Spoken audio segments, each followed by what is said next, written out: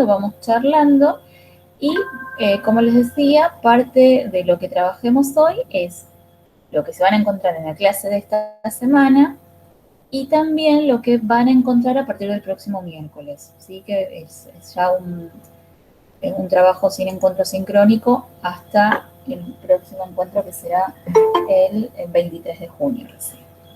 Bueno, bien, voy a compartirles. Con respecto al trabajo, ¿hay alguna consulta? ¿Alguna inquietud, alguna pregunta? La actividad grupal. No, ya están. Aparte, jugadísimos que ya hoy es la presentación. Bien. Un segundito. Ahí estamos. ¿Pueden ver lo que comparto?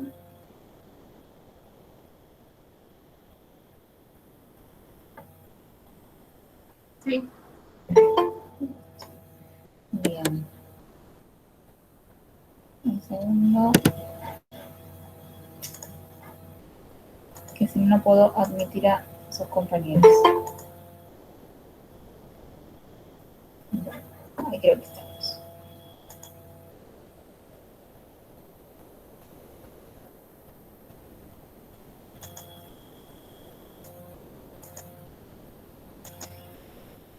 Bueno. Vale preguntarse qué relación podemos establecer entre el conocimiento científico y el conocimiento escolar sobre las ciencias. Esto de algún modo es una pregunta que ya dimos respuesta cuando trabajamos acerca de los mitos de la enseñanza de las ciencias y que ustedes algo podrían decirme, ¿no? Habíamos llegado a la conclusión de que no enseñamos conocimiento científico, sino que hacemos una transformación de ese conocimiento científico para que sea viable en el ámbito educativo. Y ese conocimiento lo vamos a llamar conocimiento escolar sobre las ciencias. ¿Pero hay alguna relación entre estos dos tipos de conocimientos?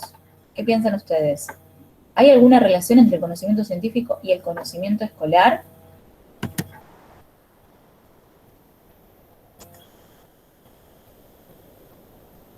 ¿Y que es un conocimiento válido y aceptado, profe?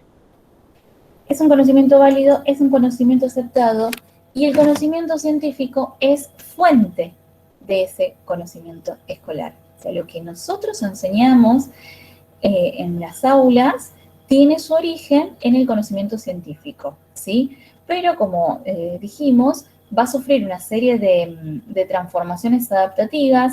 El término didáctico es transposición didáctica, ¿sí? A estas transformaciones que va a sufrir el conocimiento científico hasta llegar a convertirse en conocimiento escolar, lo llamamos transposición didáctica.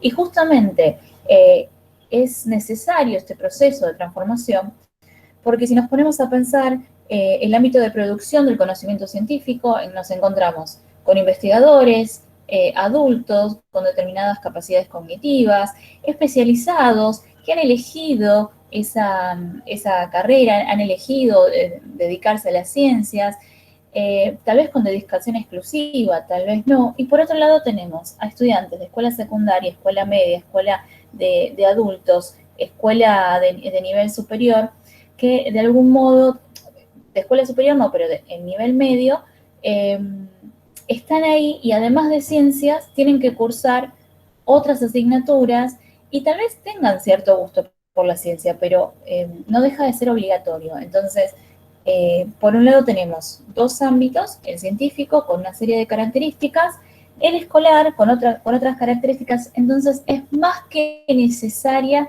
esta transposición didáctica, esta transformación adaptativa, ¿sí? No podemos trabajar el conocimiento científico directamente como sale desde el ámbito científico. Es necesaria esta transformación. Entonces, en el texto de Bontá, que es el material para la clase de hoy, vamos a encontrar y vamos a mencionar los 4 niveles de mediación, o sea, cómo podemos reconocer el camino que realiza ese contenido científico hasta convertirse en conocimiento escolar. El primer nivel es del conocimiento no escolar, podemos decir conocimiento científico, al conocimiento a enseñar, ¿sí? Entonces, de todo el caudal de saberes que circula en la sociedad, lo que se llaman equipos técnicos, ¿sí? Formados por especialistas, tanto disciplinares como de pedagogos, como especialistas en didáctica, van a realizar una selección de todos esos saberes, de todos los saberes que circulan en la sociedad. Y esa selección se va a plasmar en el currículum formal prescripto. En el caso de nuestro país, y un poco atendiendo a la diversidad de nuestro país, a la heterogeneidad, el documento base son los núcleos de aprendizajes prioritarios, ¿sí? El establecimiento de ciertas metas comunes para que luego cada una de las jurisdicciones pueda elaborar su propio diseño curricular. Entonces, tenemos a un grupo de especialistas y técnicos que van a seleccionar en función de ciertos fines sociales, en función de ciertos fines cognitivos, en función del perfil de ciudadano que se persigue, cuáles son los contenidos, cuáles son los saberes que se van a transformar en contenidos, cuáles son los saberes que se van a incluir en los diseños curriculares, ¿sí? Entonces, en este recorrido del conocimiento científico al conocimiento escolar, el primer nivel de mediación ocurre acá, ¿sí? En la formulación de los currículums. Como les decía, en el caso de nuestro país, a nivel nacional, núcleos de aprendizaje prioritarios, y a nivel jurisdiccional, y estoy hablando de cada una de las provincias, y además Ciudad de Buenos Aires, el diseño curricular. Otro de los agentes o factores en esta mediación son las editoriales de libros de textos y manuales, ¿sí? Editoriales que también van a realizar intervención sobre esos saberes. Y por supuesto, pensando tal vez en libros de nivel secundario, las editoriales también se van a basar en libros de nivel superior. Entonces hay como un segundo y tercer nivel de mediación. ¿Cómo se seleccionan estos contenidos de todo ese caudal? Bueno, se van a tener en cuenta algunos criterios como la validez científica, que esos contenidos respondan a paradigmas vigentes o si bien son paradigmas que han sido superados, es necesaria su inclusión para la comprensión de otros contenidos, que esos contenidos resulten significativos, ¿sí? Desde lo social, entonces tal vez pensemos cómo el contexto histórico también ha ido determinando la selección de algunos saberes y de otros en distintos momentos, y la adecuación al alumno. Esto tiene que ver con respecto a estos saberes, estos contenidos que selecciono para incluir en el currículum formal prescripto. ¿Corresponde con las edades de los estudiantes?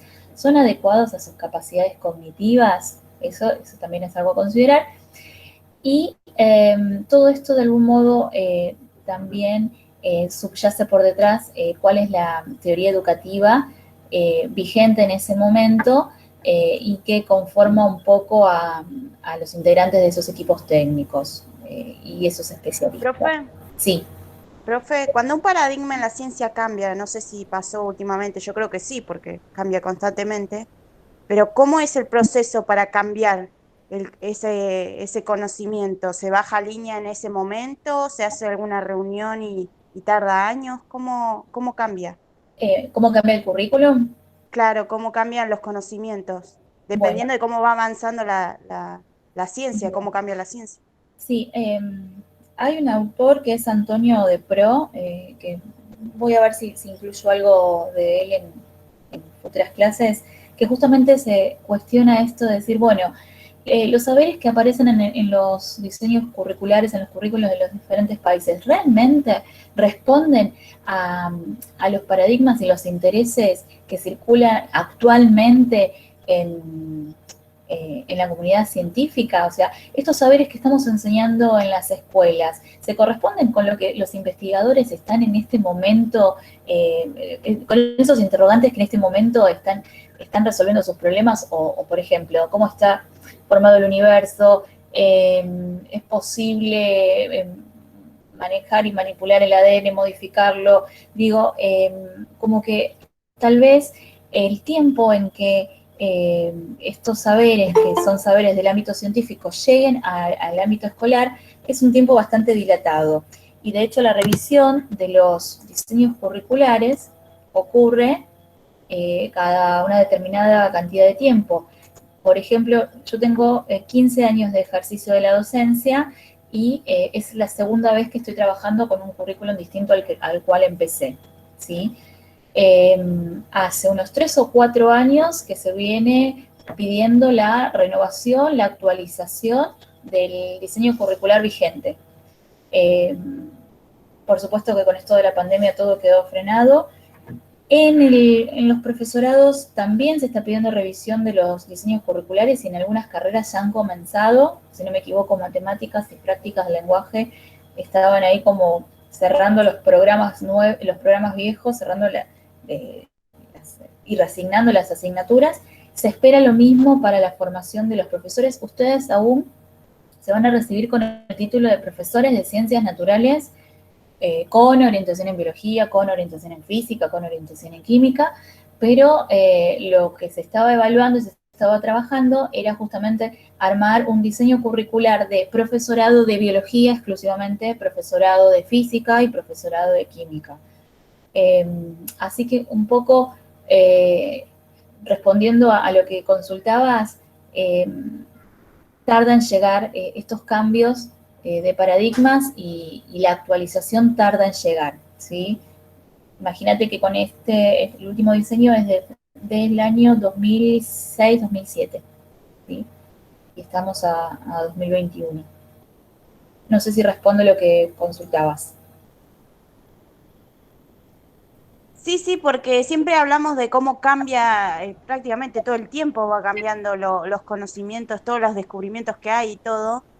Y nosotros como que siempre estamos en la misma. Yo lo digo porque hace 3 años, por ejemplo, que estoy cursando biología y no cambia mucho pero no cambia nada en realidad, ni siquiera los textos que utiliza un profesor. Uh-huh. Y preguntaba cómo era el mecanismo para bajar línea y decir esto cambia, o tal conocimiento hay que modificarlo, o esto ya se descubrió que no es así. Me parecía raro eso. Son procesos lentos, sí, son procesos lentos. De ahí, sí. Hay una materia también que se llama Psicología y Cultura del Alumno, Uh-huh. que también dicen que es, digamos, vieja para el plan de estudio que tenemos nosotros ahora en la actualidad.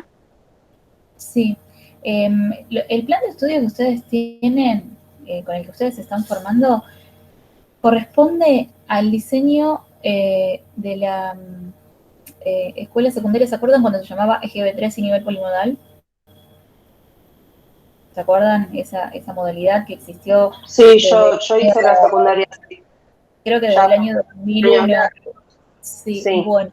Entonces, por eso es más que urgente la revisión de los diseños curriculares, en principio de nivel superior, es decir, de los procesos de formación docente, y luego la revisión.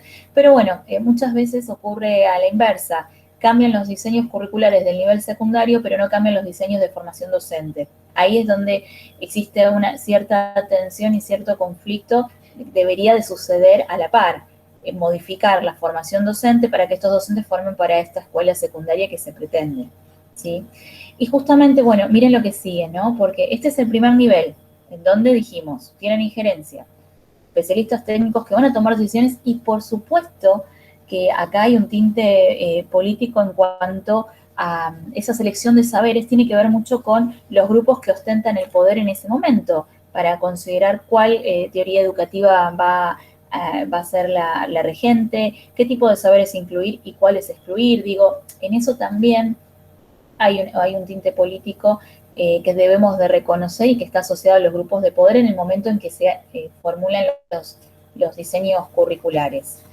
Y bueno, antes de pasar a la siguiente diapositiva, la transición de este nivel al que sigue lo constituye la planificación docente. ¿Cómo paso del conocimiento no escolar al conocimiento enseñar que aparece plasmado en el diseño al siguiente nivel, del conocimiento enseñar, el conocimiento enseñar, a través de la planificación docente.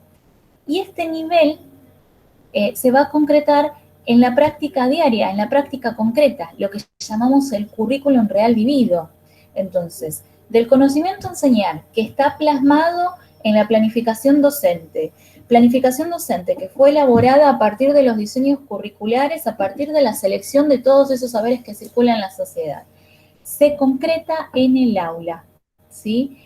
Y acá vamos a encontrar filtros. Uno de ellos son las condiciones institucionales en que se desarrolla la enseñanza. Entonces pienso, si estoy trabajando en una escuela rural, las condiciones institucionales van a ser distintas a si mi trabajo es en una escuela de isla, a si mi trabajo es en una escuela ubicada no sé, en el centro de Merlo, en el centro de Moreno, o si mi escuela está en un barrio de la periferia. Entonces las condiciones institucionales de algún modo van a operar como un filtro más en este nivel. Y también las acciones y decisiones que vayan tomando los docentes para la puesta en práctica de eso que han planificado. Y puse profesionalidad del docente un poco en mayúscula o un tamaño mayor, porque quiero resaltar el rol que tenemos en este nivel de mediación de la transposición didáctica. De algún modo, esta profesionalidad del docente, nosotros como, a diferencia de otras profesiones, como que conocemos de antemano cómo es el trabajo, ¿sí? Lo conocemos o creemos conocerlo porque hemos pasado años como estudiantes viendo la labor de los docentes, cuestión que por ahí no pasa con otras profesiones. Entonces tenemos cierta idea acerca de cómo es el ser docente, el trabajo docente. Además tenemos modelos docentes, los cuales quisiéramos imitar, y modelos de docentes a los cuales no quisiéramos imitar y queremos alejarnos de ellos. Entonces, todo esto va generando una matriz, ¿sí? Que de algún modo va a estar en nuestro labor o en nuestro trabajo como docentes, ¿sí? La matriz de la propia biografía escolar. A su vez, la docencia se caracteriza por ser una profesión que requiere formación permanente, ¿sí? ¿Qué significa? Ustedes ahora están transitando la formación inicial. Formación inicial, van a recibir su título de profesores de ciencias naturales. Esa formación les puede llevar de 4, 5, 6 años, pueden ser más años, pero bueno, es una formación base. Luego sigue lo que se conoce como formación continua. Entonces, las decisiones de los docentes y las acciones que llevan adelante va a tener que ver mucho con esta formación continua del docente. Cuán actualizado en su disciplina y en lo pedagógico didáctico está, cuán interesado está en profundizar en determinadas temáticas, sigue perfeccionándose, sigue realizando cursos, sigue en su formación con licenciaturas, con maestrías, con doctorados, participa en congresos. Quería hacer una pregunta sobre esto de las licenciaturas. Si recomienda alguna, yo estaba viendo una de ciencias en la educación, ¿puede ser? Mira, licenciaturas hay muchas y eso va a depender de tu interés, ¿sí? La licenciatura en educación es una carrera nueva que vas a sumar a tu carrera como profesora. Lo que tenemos los docentes en ciencias son ciclos de complementación. Ustedes ya tienen una carrera de base que va a ser el profesorado, ¿sí? Entonces esa es la formación inicial. Los ciclos de complementación son 2 o 3 años que justamente les otorga el título de licenciados y hay varias ofertas. Tienen la licenciatura de Enseñanza de las Ciencias, de la Universidad de San Martín, de la Universidad de KS, de la Universidad de Quilmes. Digo, hay muchas propuestas que van a complementar un poco sus intereses. Vos por ahí, Yasmín, me podés decir, bueno, pero a mí me interesa mucho más, antes que lo disciplinar o la formación en ciencias, me interesa mucho más el aspecto pedagógico didáctico. Entonces te conviene una licenciatura en educación. Y por ahí, no sé, Mariela dice, no, yo quiero profundizar en la enseñanza de la química. Entonces, una licenciatura en enseñanza de la química. Pero digo, a esto va el profesionalismo del docente. De cuán profesional sea, las decisiones que tome en el aula, ¿sí?, van a incidir en la transposición didáctica. Imaginen un docente que realizó su formación inicial y luego nunca más volvió a pisar un curso de actualización disciplinar, 30 años enseñando lo mismo. Entonces, las decisiones que tome obviamente van a tener injerencia en la transposición didáctica. Entonces, sepan que como docentes nunca dejamos de ser estudiantes. Todo el tiempo va a ser necesaria la formación. Y esa formación también lo quiere llevar a nuevos horizontes. ¿Jessica? No, era un comentario. Yo tengo a mi hermano que él es profesor de educación física y si bien no está ejerciendo, pero él sigue haciendo cursos. Hace poco hizo el de construcción de la ciudadanía y se le suma el título que tuvo cuando se recibió por primera vez. Claro. Entre otros. Y además esto de poder participar, por ejemplo, así como escuchamos que, no sé, los médicos hacen congresos, los profesores también tenemos congresos. Uno muy interesante y ojalá que se retome pronto cuando termine todo esto, es un congreso regional de enseñanza de las ciencias en Tandil, en donde uno se encuentra con colegas y las propuestas de enseñanza que están llevando adelante y se nutre de ideas. Entonces, es importante que ustedes sepan que están transitando una profesión que no se va a terminar va a ser el puntapié, el inicio, cuando reciban el título de profesores, pero es necesaria la complementación posterior, ¿sí? De acuerdo a los intereses que cada uno va a ir descubriendo, ¿no? Tal vez alguno de ustedes se interesa por la enseñanza de las ciencias vinculado al nivel primario y luego terminan la formación de docentes del nivel inicial en ciencias naturales o el nivel primario en ciencias naturales. O alguno de ustedes se interesa en la enseñanza de adultos y puede hacer una licenciatura en educación superior para adultos y otros. Digo, son múltiples las opciones y es importante que continúen con esa formación continua. Se llama formación continua. Bien, seguimos. Profe, pero eso es válido para todas las profesiones, porque un médico tiene que seguir actualizándose, no sé, un psicólogo, un dentista, es válido para todo. Sí, es válido para todos, Ceci, pero hay como cierto prejuicio que el docente, una vez que se recibe de docente, ya está. Ya tiene el título y listo, puede ejercer. Digo, y de hecho, hay quienes, una vez que reciben el título, nunca más vuelven a pisar un curso de actualización. Pero lo que voy es que justamente, siendo profesores de enseñanza de las ciencias, reconociendo que los saberes científicos van a un ritmo de transformación mayor de lo que uno puede estar ejerciendo la docencia, es necesaria la actualización. En eso insisto. Tal cual. Que también da esta categoría de ser profesionales de la educación. Como profesionales de educación, formación permanente, también tener este rol de investigadores y de generadores de conocimiento. Esto es muy, muy importante. Un biólogo puede generar conocimiento sobre biología. Un pedagogo, un licenciado en educación puede generar conocimiento sobre teorías educativas. Pero solo los docentes de biología pueden generar un conocimiento acerca de cómo enseñar fotosíntesis, por ejemplo.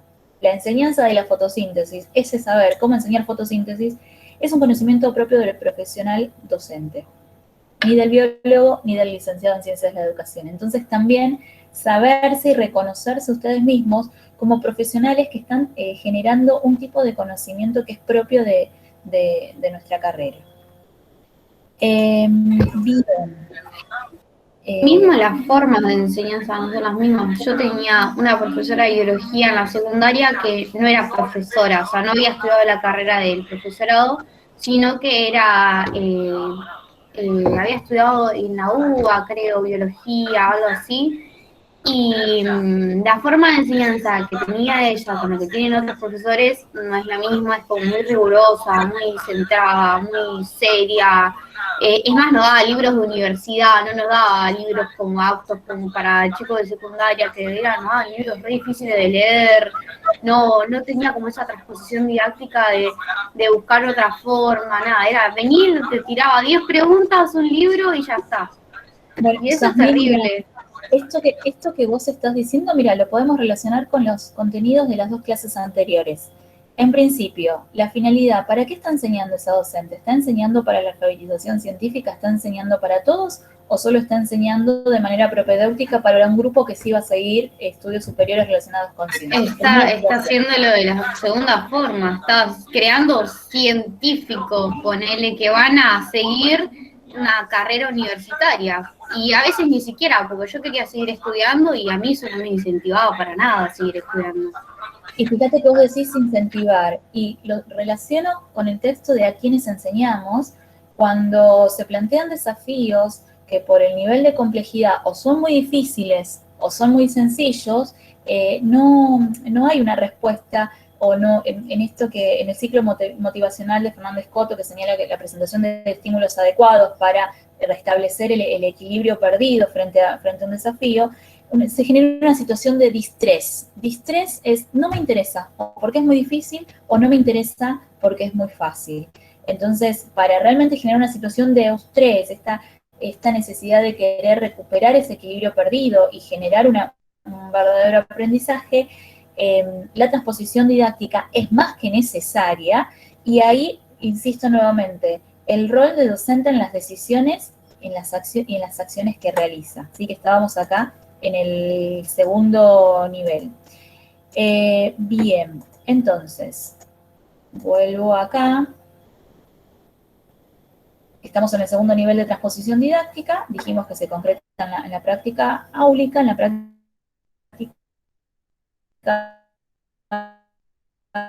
es profesional. En el tercer nivel, de todo el conocimiento enseñado, sabemos que absolutamente no todo es evaluado. De hecho, nosotros como estudiantes y nuestros estudiantes preguntan, ¿esto entra al parcial? ¿Esto lo va a tomar? ¿Esto lo tengo que presentar? Porque reconocemos que de la totalidad de saberes hay algunos que son considerados aptos para ser verificados por procedimientos que están legitimados social y pedagógicamente. Entonces, acá tenemos nuevamente otro nivel de mediación, y el filtro que está operando justamente es la evaluación misma, ¿sí? De todos esos saberes que han sido enseñados, cuáles van a ser evaluados. Y esto va a conferir un estatus diferenciado a los distintos contenidos. Y en el último nivel del conocimiento enseñado y evaluado al conocimiento aprendido, cobra un rol fundamental el sujeto. Ese sujeto que se va a apropiar del conocimiento desde sus conocimientos previos, desde sus preconcepciones, desde sus modelos, desde sus historias personales, desde la pertenencia a un determinado medio o su ubicación en el universo familiar, y otras cuestiones, otras variables que constituyen una trama de significados en relación a ese sujeto y para cada sujeto en particular. Y otra vez lo relacionamos con lo anterior. Dijimos y que cada estudiante tiene su propio estilo de aprendizaje y cada uno va a aprender, ¿sí?, desde su subjetividad y desde lo que ya conoce, desde cómo interactúa con el mundo y desde el significado que puede otorgarle a ese nuevo conocimiento. Entonces, de algún modo, volvemos para atrás, lo que hicimos fue este recorrido. ¿Cómo pasamos del conocimiento no escolar o conocimiento científico hasta ese conocimiento aprendido? Y verán que en la guía de lectura para esta clase les voy a pedir que ustedes vayan identificando cuáles son los factores o agentes que van actuando en cada uno de estos niveles de mediación y qué injerencia va a tener el docente en cada uno de estos niveles. En cada uno de los niveles hay injerencia del docente. Y en este último, antes de seguir,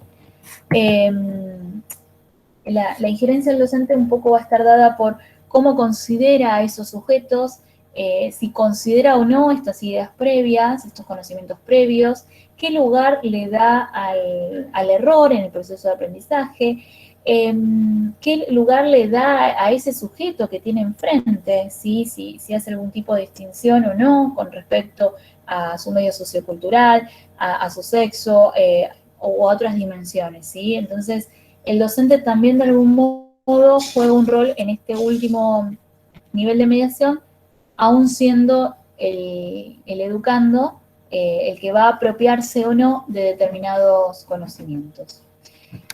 Bien, entonces, recapitulando, los conocimientos científicos o los saberes científicos van a recorrer un largo camino desde su fuente de origen, desde su elaboración, por parte de la comunidad de especialistas, por parte de la comunidad de científicos, hasta convertirse en conocimiento escolar, objeto de aprendizaje en la escuela.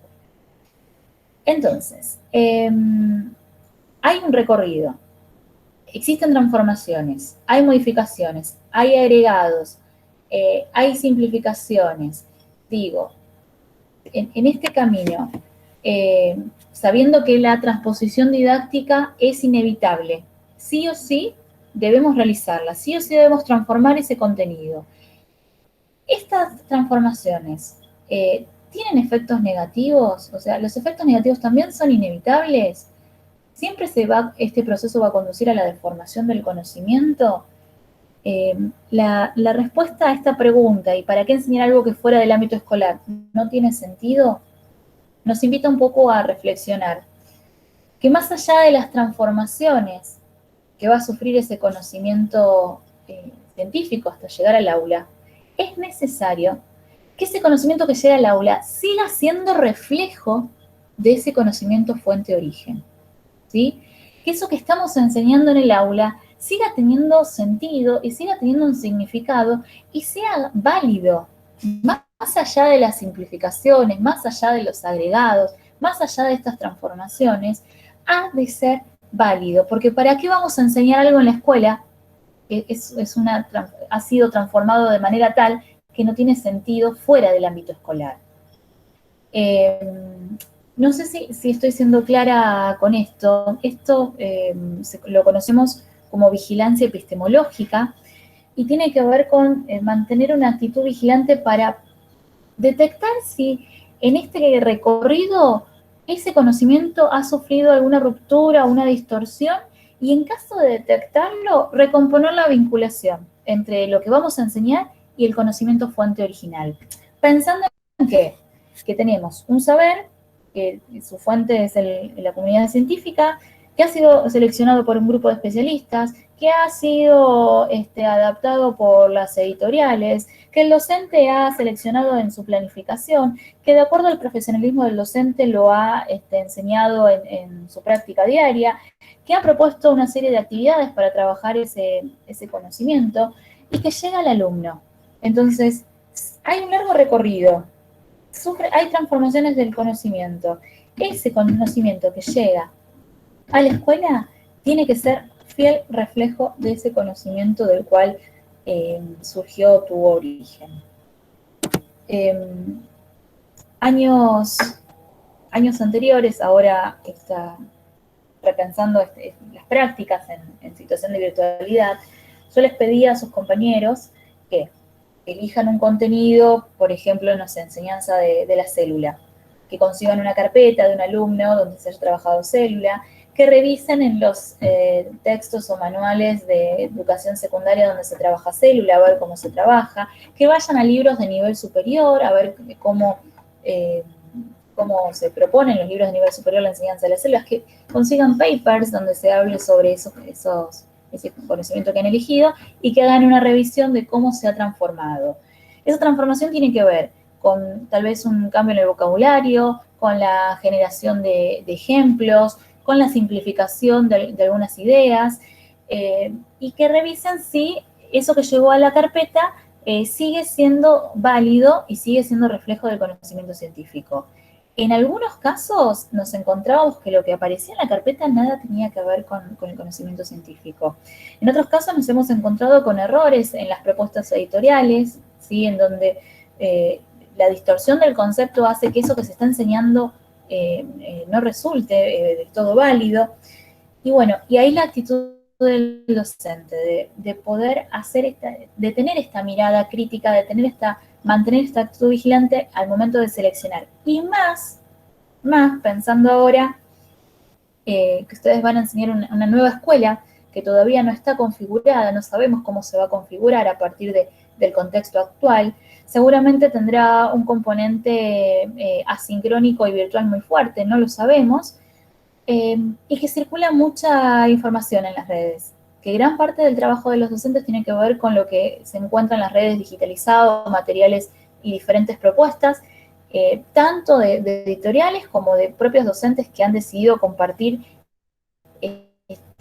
su enseñanza. Entonces, más que nunca, la actitud vigilante para revisar si eso que vamos a ofrecer y si eso que estamos enseñando sigue siendo reflejo del conocimiento científico. ¿Sí? Digo, ¿se comprende esto de la vigilancia epistemológica?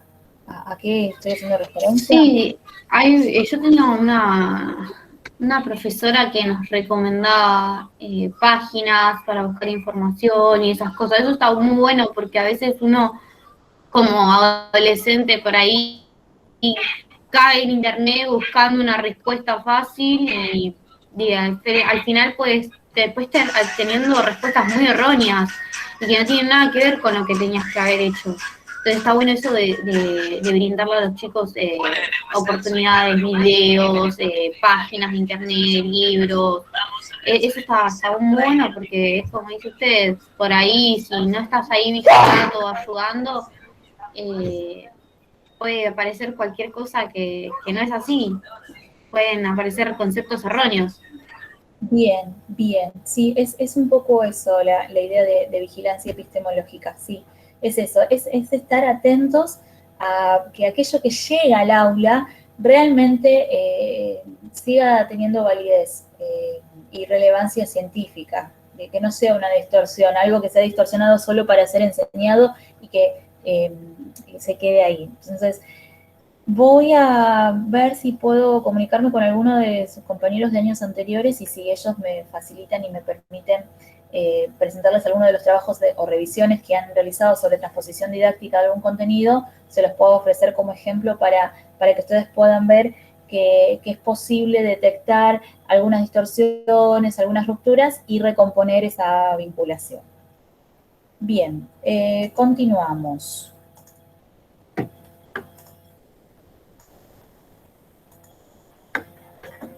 Bien, estábamos acá en vigilancia epistemológica.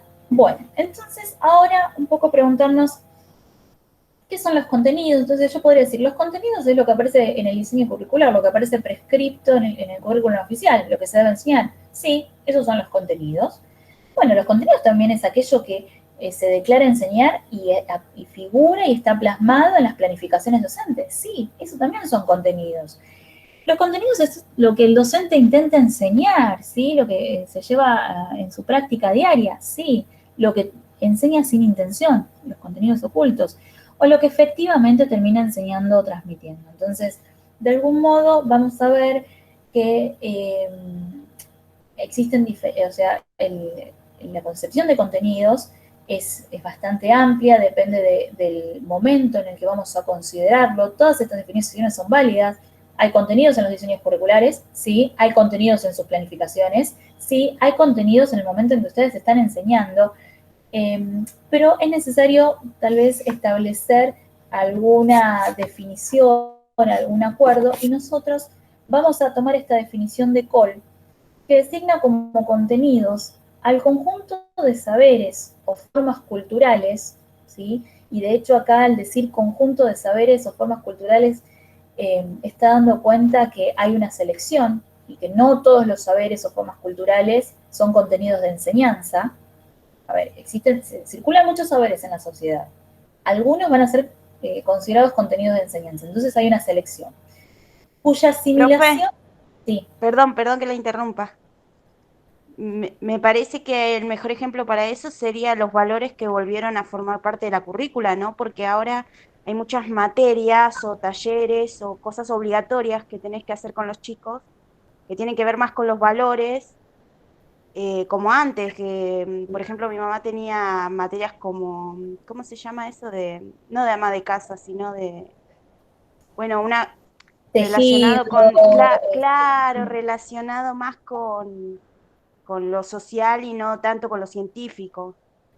Pensaba en eso, bueno, ¿no? fíjate que justamente esta selección, y volvemos a una de las primeras diapositivas en donde les decía que acá en los niveles de todo ese caudal de saberes, las selecciones en función de ciertos fines sociales y cognitivos. De acuerdo al contexto sociohistórico, se van a seleccionar unos contenidos y no otros, ¿sí? Y, por ejemplo, otro caso sería, ¿por qué trabajamos, no sé, deportes, algunos deportes, ¿sí? Son considerados contenidos de enseñanza, y yoga no lo es, ¿bien? Entonces, hay como una selección. Y en esta asimilación y apropiación por parte de los alumnos se considera esencial para su desarrollo. Al decir asimilación y apropiación, nos hace referencia a que es una construcción, ¿sí? Y esa construcción es personal. Dijimos, cada uno tiene su propio estilo de aprendizaje y ritmo de aprendizaje. Y en esta revisión de la definición de contenidos, es importante por ahí establecer algún acuerdo y considerar el momento histórico, porque por mucho tiempo han sido pensados los contenidos como los temas, ese listado de temas que a principio de año el docente daba al inicio de las clases, y eso de algún modo tiene que ver con la concepción de ciencia. Cuando nos encontrábamos en una concepción de ciencia clásica, ¿sí? Donde la ciencia era un conocimiento absoluto, un conocimiento válido, verdadero, objetivo, la visión clásica, ¿sí? Acumulativo, no estaba mal pensar que los contenidos eran los temas, el listado de temas. Hoy, con la redefinición de la concepción de ciencias, entendida como una construcción humana, ligada a intereses, una ciencia que tiene una dimensión teórica, metodológica y actitudinal, vamos a reconocer que además de ese listado de temas, que se correspondería a la dimensión teórica de la ciencia, vamos a tener una dimensión metodológica plasmado como contenidos procedimentales, habilidades, procedimientos que son necesarios enseñar. Y la dimensión actitudinal de la ciencia también aparece representada en los contenidos actitudinales. Cuestiones como la curiosidad, la búsqueda de argumentos y la defensa de los argumentos y el respeto por las propuestas de otros estudiantes, la responsabilidad en el trabajo, la comunicación, la historia de las ciencias, el reconocer estos intereses, el reconocer que se trata de una construcción humana, hace también a la ciencia escolar. Entonces, de algún modo, ¿cómo es la definición de ciencias? Va a marcar un poco cómo es la definición de contenidos o qué entendemos por contenidos. En la actualidad, nosotros vamos a considerar esta tipología de contenidos. Contenidos conceptuales, procedimentales y actitudinales, ¿sí? Y de hecho, el segundo material de esta clase, que es Apuntes sobre contenidos, va a ir categorizando y aclarando un poco más de qué se trata cada uno. Y acá vamos a un ejemplo bien concreto. Vamos a trabajar con el diseño curricular para el primer año de la educación secundaria. Este diseño ustedes lo pueden acceder desde la página de ABC, pueden poner en Google diseño curricular para el primer año en provincia de Buenos Aires y van a acceder al documento. El documento es para todas las disciplinas, para matemáticas, ciencias naturales, ciencias sociales. Entonces, rastreen ciencias naturales, si no me equivoco, página 23, página 24, y vamos a encontrar que los contenidos aparecen organizados en diferentes ejes temáticos, ¿sí? Este es uno, los materiales y sus transformaciones, en un núcleo de contenidos y en cursiva, ¿sí? Los contenidos propiamente dichos, pensando como aquello que ha de ser enseñado, ¿sí? En ese momento, estamos en el momento de lo que hay que enseñar. En este caso, propiedad de los materiales, determinación experimental de las mismas, escalas de valores posibles. Acompañando a los contenidos, vamos a encontrar las orientaciones didácticas acerca de cuál es el alcance del contenido, porque yo leo esto, propiedad de los materiales, organolépticas, físicas, químicas, color, olor, dureza, masa, volumen, bla, bla, bla, determinación experimental de las mismas. Bueno, ¿qué es lo que tengo que enseñar? Escalas de valores posibles. ¿Qué es lo que tengo que enseñar de todo esto? Entonces, de algún modo, las orientaciones didácticas me van a marcar el rumbo acerca de cuál es el alcance, algunos ejemplos, qué tipo de propuesta para trabajar esos contenidos. Y lo que vamos a ir haciendo en esta clase y en la próxima es un poco empezar a reconocer los tipos, ¿no? Empezar a ver si esto que se presenta corresponde a un contenido de tipo conceptual, es un hecho, es un dato, es un concepto, es un principio y está vinculado con la dimensión teórica de la ciencia. Si ese contenido es un procedimental, tiene que ver con estrategias, con pautas, con reglas, con algoritmos, con procedimientos y se vincula con el hacer de la ciencia, o si refleja actitudes, valores o normas y tiene que ver con la dimensión actitudinal de la ciencia, ¿sí? Por ejemplo, no sé, reglas de trabajo en el laboratorio, ¿no? Las normas de trabajo en el laboratorio es un contenido a enseñar y es un contenido actitudinal. Bien, avanzo un poquito más. En esta clase, en la clase que subí hoy, no vamos a realizar esta primera clasificación de contenidos, pero sepan que la semana siguiente sí van a tener actividades donde van a tener que retomar otra vez los materiales, van a tener que trabajar con el diseño curricular y van a tener que empezar a identificar los tipos de contenidos. Hacemos este ejemplo porque no nos vamos a ver hasta dentro de 15 días y la propuesta es para la semana que viene. Si yo leo propiedades de los materiales, ¿sí? Estoy haciendo referencia a qué tipo de contenido, conceptual, procedimental o actitudinal. Conceptual.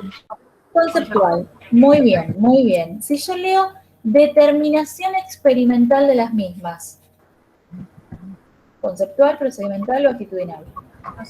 Procedimental. Muy bien. Al ir leyendo los diseños curriculares, se van a dar cuenta que abundan los contenidos conceptuales, en segundo lugar los procedimentales, y escasean o prácticamente son nulos los contenidos actitudinales. ¿Eso significa que no los voy a enseñar? No. Nosotros, reconociendo esta tipología de contenidos y reconociendo las tres dimensiones de la ciencia, vamos a incorporar esos contenidos actitudinales que no aparecen. Entonces, en mi propuesta de enseñanza, además de estos que figuran en el diseño curricular, voy a, por ejemplo, incluir, como les decía, pautas de trabajo en el laboratorio.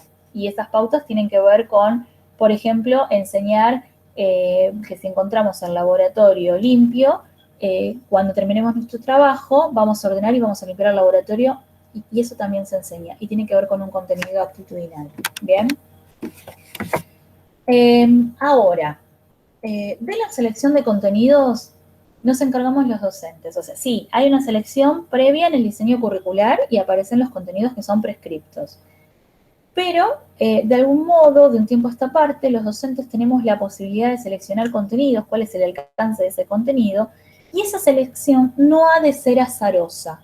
No puedo decir, elijo enseñar este contenido y este no, este me gusta, este sí, este no. Entonces, esa selección debe operar bajo determinados criterios, vinculados a la disciplina, ¿sí? Y el criterio va a ser relevancia científica, vinculados a la perspectiva del alumno, ¿para qué me sirve enseñar este contenido? ¿Para qué me sirve que ellos aprendan este contenido? ¿Cuán significativo puede ser? Y vinculado a la perspectiva del contexto. Este contenido, esta selección que voy a realizar de contenido, ¿es pertinente al tipo de institución al que estoy trabajando? ¿Tiene relevancia sociocultural? ¿Responde a alguna problemática actual o futura de esta comunidad en la que estoy trabajando? Entonces, de algún modo, en este material también se van a encontrar con cuáles son los criterios de selección de contenidos. Bien. Dejo de compartir. ¿Profe? Sí. Me hago una consulta, porque justo eso conversábamos hace un tiempo con mis compañeras. Siempre esta selección de contenidos es la que aparece en el currículum, ¿no? Sí. Uno, según su criterio, va a decir, bueno, voy a enseñar estos temas, voy a incluir estos temas, pero ¿puedo incluir otros que no estén y que yo crea que pueden ser provechosos para ellos? Sí, sí, y ahí está la responsabilidad del docente y el profesionalismo del docente, porque de hecho, varios años atrás, hace mucho tiempo atrás, el docente no tenía la capacidad de selección. Entonces, venían como determinado que en tal mes, en tal clase, vos tenías que estar enseñando este contenido. Entonces, un inspector iba a una escuela y se encontraba que ese docente estaba enseñando ese contenido y en otra escuela tenía que estar en la misma situación, el mismo contenido para el mismo tiempo. No importa qué pasó en esa escuela. Tenía que estar enseñando eso. Las decisiones eran decisiones desde fuera, desde equipos técnicos, y los docentes solo eran meros repetidores de decisiones de otros. De un tiempo a esta parte, las decisiones en cuanto a la selección de los contenidos y el alcance de los contenidos corre por cuenta de cada docente, ¿sí? Entonces, de acá la necesaria etapa de diagnóstico para poder conocer las características del grupo, para poder, cuando ustedes estén trabajando, vamos a pensar, se les asignó un curso durante todo un año, inicialmente van a realizar una etapa de diagnóstico. ¿Para qué? Para mejor tomar decisiones con respecto a la selección de contenidos y el orden que le van a dar a esos contenidos, la secuenciación que le van a dar a esos contenidos y el alcance que le van a dar a esos contenidos. Bien. Entonces, otra vez, volvemos al profesionalismo del docente. Para poder tomar decisiones, esas decisiones han de ser justificadas, han de ser decisiones bajo criterios. Si alguien te pregunta, ¿por qué estás enseñando esto? Porque lo he seleccionado bajo el criterio de funcionalidad. A mis alumnos les sirve conocer, pautas de higiene, porque he diagnosticado que estas pautas de higiene no están siendo enseñadas en la casa. O los adolescentes, llega el verano y llegan, hay muchos olores en el aula, hay cuestiones que puede pasar. ¿Hay que darle aviso a alguna autoridad avisándole, mirá, voy a incluir estos temas o no hace falta? A ver, eso va a depender de la institución en la que vos estés trabajando. En ocasiones, si hay jefe de departamento, tal vez comunicarás a tu jefe de departamento. En ocasiones te pueden pedir tu planificación, no solo como un documento a presentar, sino que vos desde lo pedagógico se analice si lo que estás llevando adelante, tu práctica, es válido o no, pero esas son tus decisiones como docente. Bárbaro. Son tus decisiones. Bien, entonces empezamos a andar este camino, chicos, que es el camino que van a recorrer durante todo el ejercicio de la docencia, ¿no? El trabajo con documentos prescriptivos, diseños curriculares, la lectura de esos diseños, ver cómo están organizados, la selección de contenidos y empezar a seleccionarlos, secuenciarlos y bueno, después vamos a ver, vamos a ir avanzando en el cómo enseñamos estos contenidos. Ahora estamos en el qué de la enseñanza. Entonces, de hecho, por ejemplo, esto que es para el primer año, no lo vuelvo a presentar, pero sí lo leo.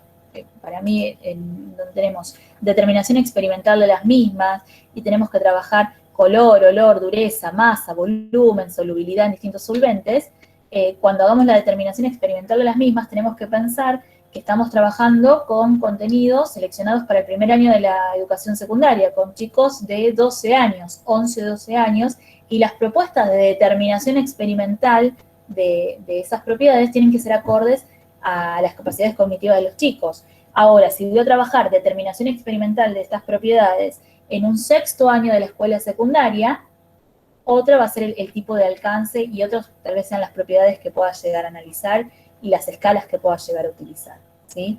Entonces, nuestra tarea consiste todo el tiempo en estar tomando decisiones.